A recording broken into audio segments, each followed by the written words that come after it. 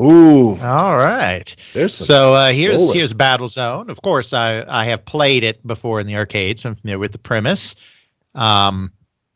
Right away, it's definitely impressive that they have the radar. It's not the only game on the VCS that had a radar, but that is kind of tricky.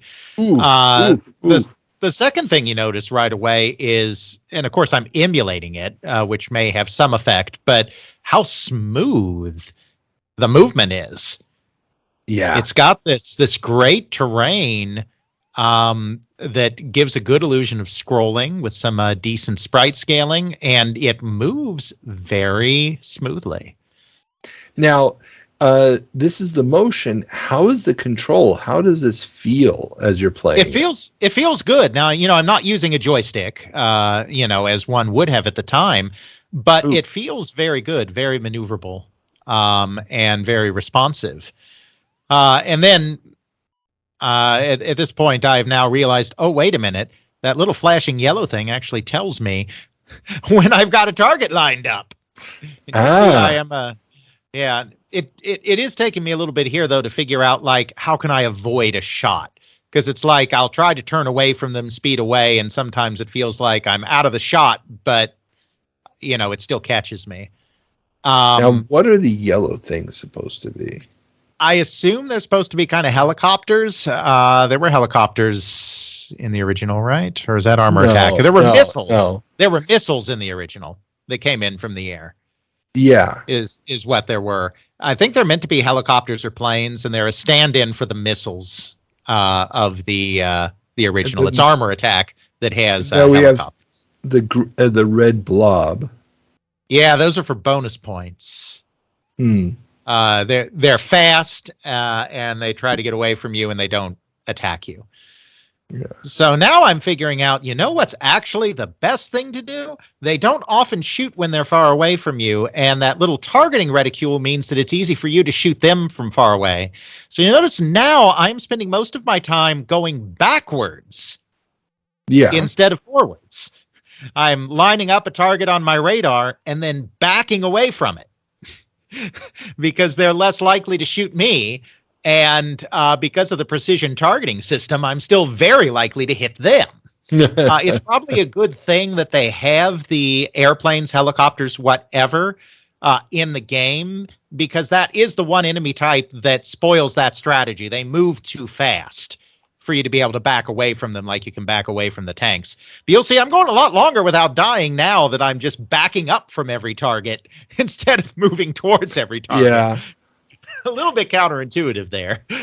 Now, I do have to admit, when you were moving forward, the scrolling effect on the ground felt more realistic. Yes. But I'm never really getting a feeling that you're moving backwards. I agree. I think it's, I'm really surprised that shot hit me. That seemed like I was out of it. But I'm definitely not playing it as intended. I don't believe the intended way to play this was to move backwards all the time, because as you say, the scrolling is not really believable for backward movement. Yeah. I mean, also, go ahead. No, they're doing the best they can with a 2600. I agree.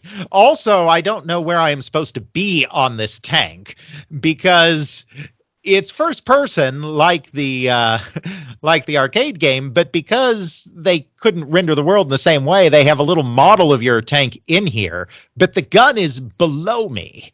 So it's like I'm on an observation deck on the rear of the tank. Well, you're the guy standing up out of the hole at the top, giving commands. Because the hatch is also in the shot. That's true. That would work, but the hatch is also in the shot. Oh. So there's apparently an observation deck. It's like an elephant, or like the Oliphants in the Lord of the Rings movies, where I am riding up high on the back of the tank on a little basket or something. Oh, we got a chase going on here. I was like, I wanted it. I got him. Because the saucers move so fast, I definitely did discover the targeting reticule is pretty accurate for the slow-moving tanks. Like, the tanks move so slowly, if you line up the yellow, no matter your distance, you're probably hitting that tank. The flying saucers move so fast that you cannot rely on the little targeting indicator, because usually in between it lighting up yellow and you actually firing the shot, the saucer has already moved out of the shot. So it does take a little more finesse, as it should, because they're for bonus points, Yeah. So it should take a little finesse to track them down. Yeah, I mean, it's an extremely impressive game considering the hardware. I don't. Would you? Yeah, I'm looking at this, wondering how deep the strategy actually can get. It just feels a lot like you're repeating the same thing over and over again. I feel like after I'd played this game for 2 minutes that I understood everything there was to understand about it. I'm not saying I was like brilliant at it. Obviously, I'm not, as I never am with these action games. But I didn't feel there was much more to get out of it. Now, of course, when I'm playing these, I never deal with the switches. I just, I load it up in the emulator and I go with the default mode, whatever that is. I never mess with the toggle switches. So it's possible there are some more interesting gameplay modes than this one, since this is kind of 101 here. But yeah, I felt done with this one after like 2 minutes, and I'm like, oh well, it's 7 minutes in heaven, not 2 minutes in heaven. So I guess we're doing this. And then at this point, I stopped because I'm stopping because it was 20 seconds till the end of the 7 minutes, and it's when I lost my last life there, and I'm like, I don't want to play a 20-second game. So this is actually just the attract screen here. This isn't me.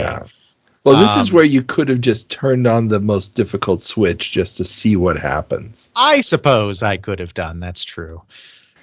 Instead, you pussied out. Let's be honest. Yeah. Played out the string there. Played out the string. So very, very late. Well, we will have much, much later 2600 games still to come. At some point, Double Dragon. And Solaris on a happier note. That's true.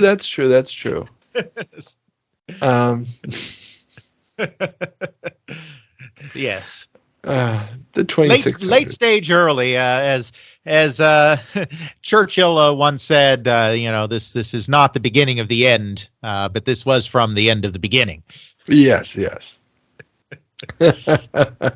Okay, let's get back to the show and talk about this again. Absolutely.